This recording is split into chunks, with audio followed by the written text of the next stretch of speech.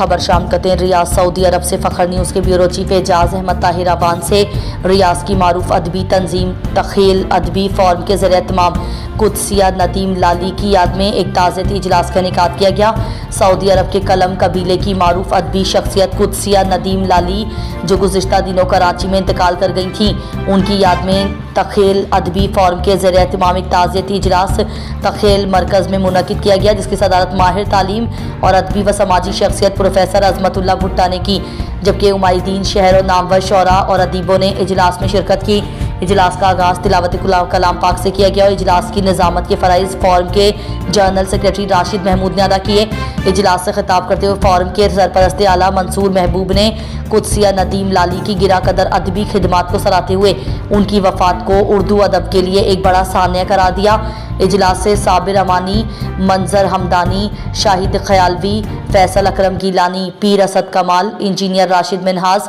یاسر یونس اور دیگر نے بھی خطاب کیا اور قدسیہ ندیم لالی کی ادبی خدمات پر انہیں خراج تحسین پیش کیا۔ اجلاس کے آخر میں قدسیہ ندیم لالی کے لیے دعائے مغفرت کی گئی اور صدارتی خطبے میں پروفیسر عظمت اللہ بھٹا نے